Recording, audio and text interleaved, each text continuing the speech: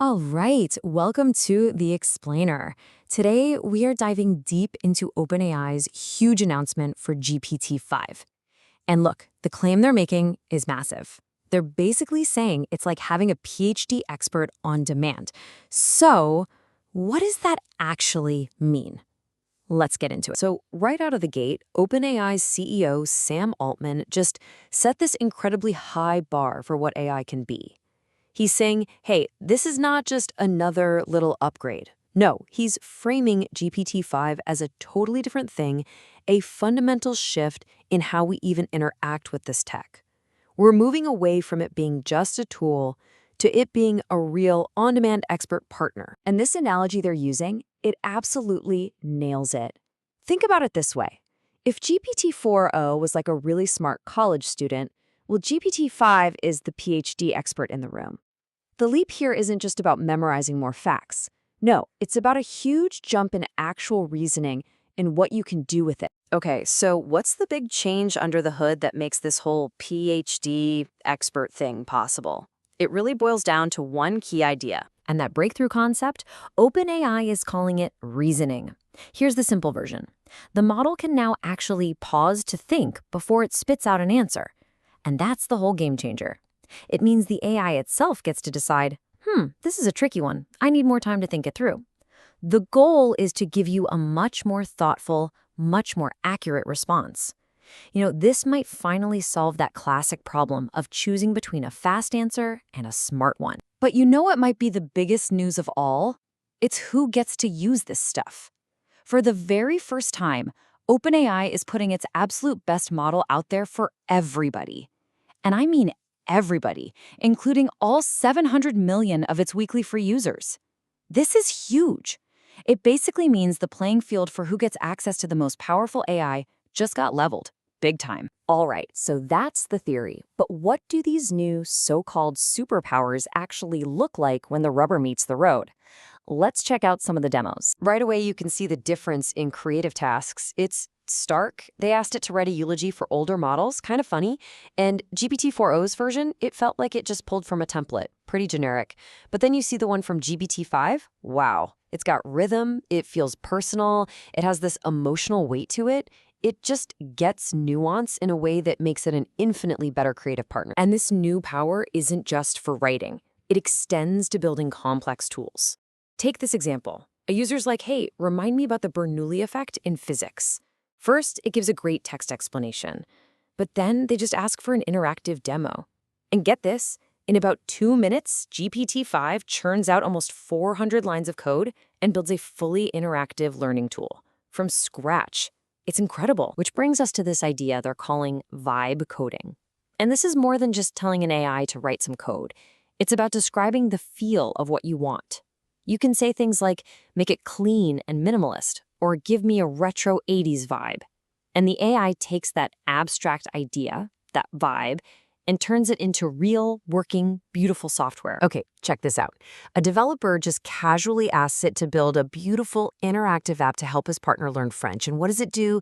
It builds this amazing, polished website. It's got flashcards, quizzes, and even a little custom game with a mouse eating cheese to teach words. All of that from one simple sentence. And if you want to see just how far this can go, look at this. The prompt was simple. Build me a beautiful 3D castle. Now, it didn't just make a pretty picture. No, it built an entire interactive game. You've got guards patrolling around, cannons that fire, and even a little balloon-popping minigame. It understood that beautiful castle wasn't just an object, it was an experience. Now, I know what you're thinking, these are just flashy demos. But the performance is actually backed by some serious data. There's this really tough coding benchmark called SW Bench. It basically asks the AI to fix real-world bugs from big projects like Django. And GPT-5, it set a new record.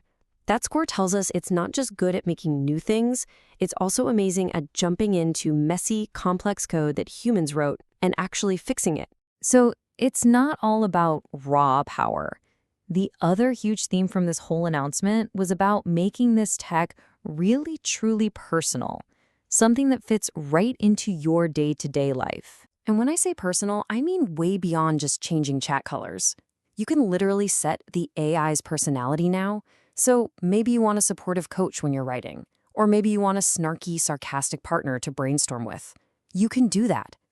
And on a more practical level, for pro users, it's going to start connecting to your Gmail and Google Calendar, so it's not just a general tool anymore. It's becoming a true personal assistant that actually knows what you've got going on. But sometimes the most profound impact is the most personal. And they shared this incredible story from a woman named Carolina Millen.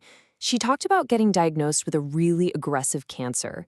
And in that moment of just total panic after getting her biopsy report, the first thing she thought to do was take a screenshot and just upload it to ChatGPT. And just seconds later, the AI translated all of that dense, terrifying medical jargon into plain English that she could actually understand. And as she went on, with doctors sometimes disagreeing on what to do next, she kept using it to understand all the little details of her case. It empowered her, you know? It let her be an active part of her own care and make informed choices when the stakes were just unbelievably high for her and her family. That story just shows you the incredible personal impact this can have.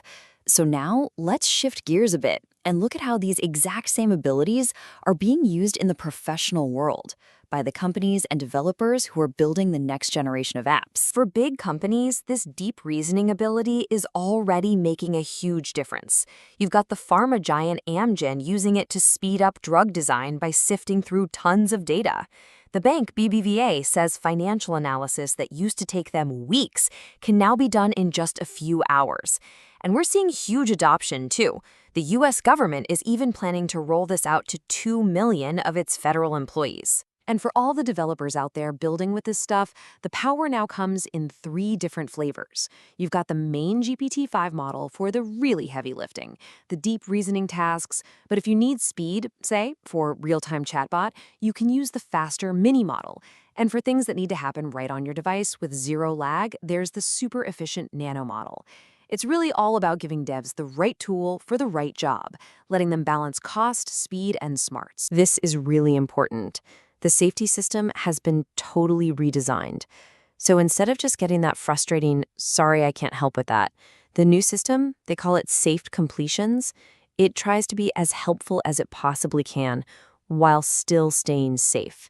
So it'll actually explain why it can't give you a direct answer and then try to guide you to a safer, more constructive way to get what you need. You know, the keynote didn't just wrap up with a, here's our new product announcement.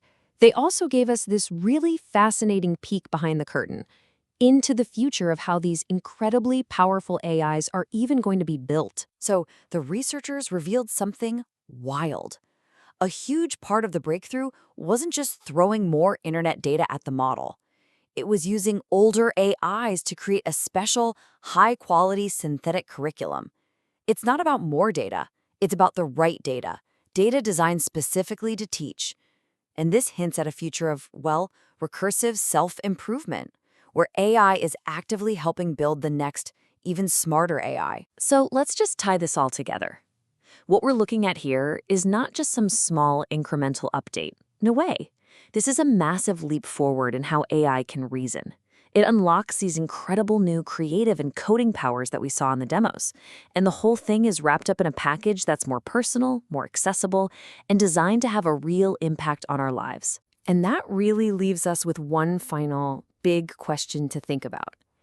When you have this kind of on-demand, PhD-level experts sitting right in your pocket, what problems are you going to solve? What ideas will you bring to life?